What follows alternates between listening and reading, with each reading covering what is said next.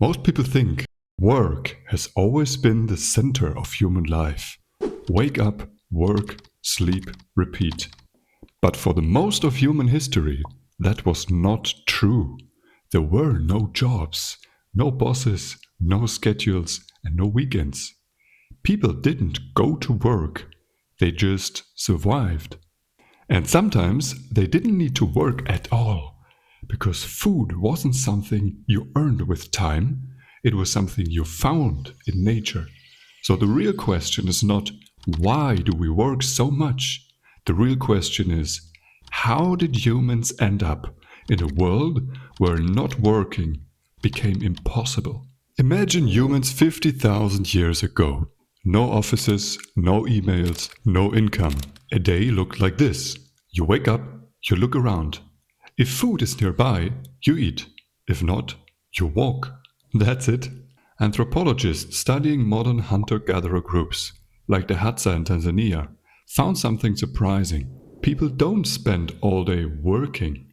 They spend around 15 to 20 hours per week on survival tasks. That's it. No overtime, no burnout, no career. And the rest of the time?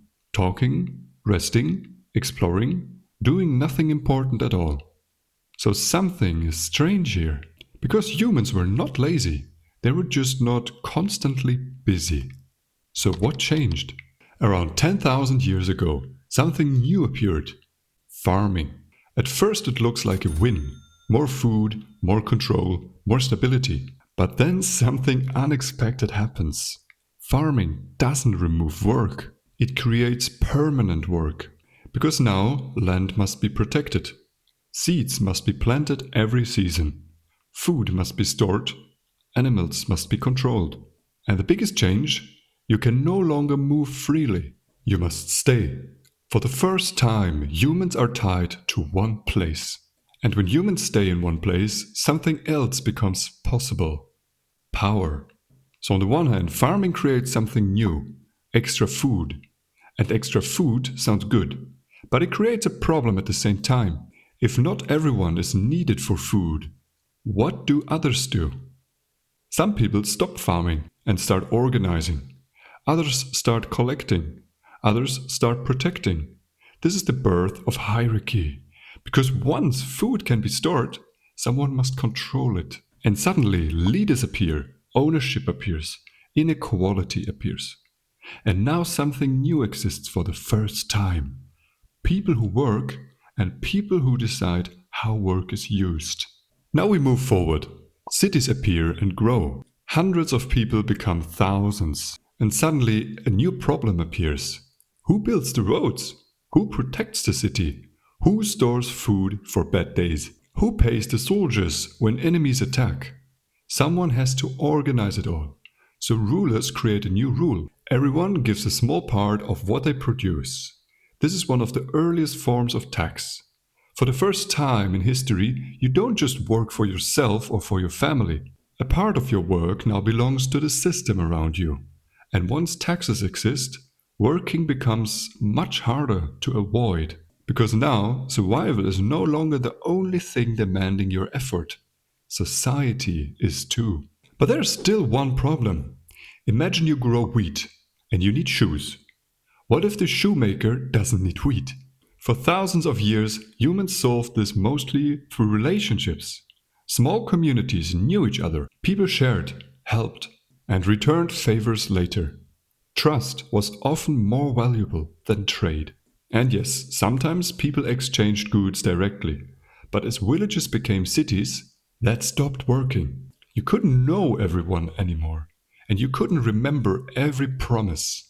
So humans invented something different. The first versions of what we today know as money. At first it was just like a tool, a way to make exchange easier between strangers.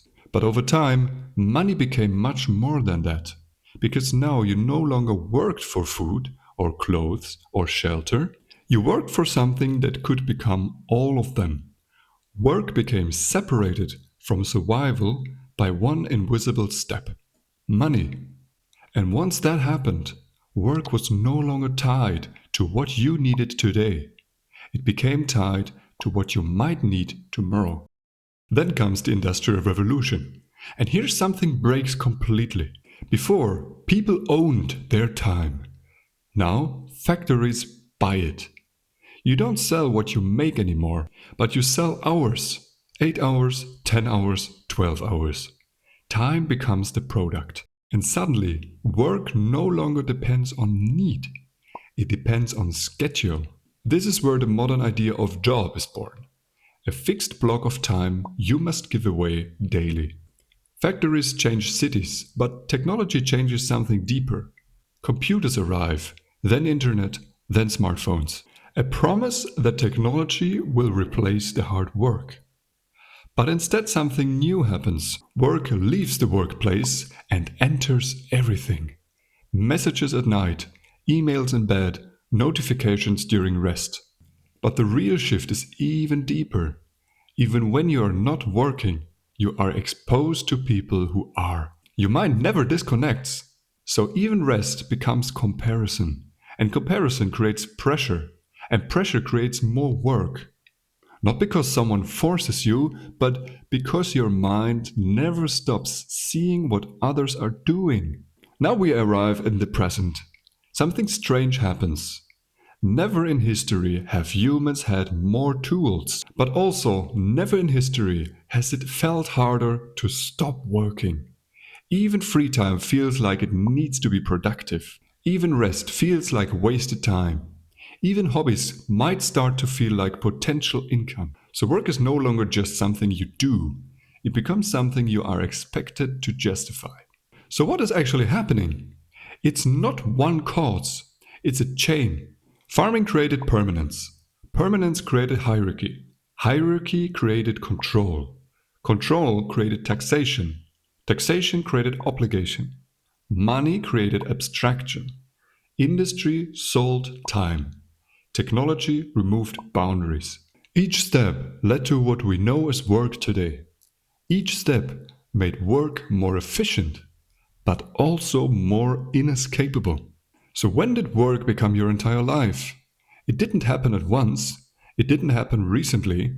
It happened slowly, one system at a time, one invention and one improvement at a time, until one day work stopped being something humans do and became something humans are inside of.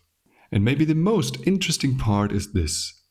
Every step made sense on its own, but together they created a world no one ever designed, just built piece by piece until it became normal.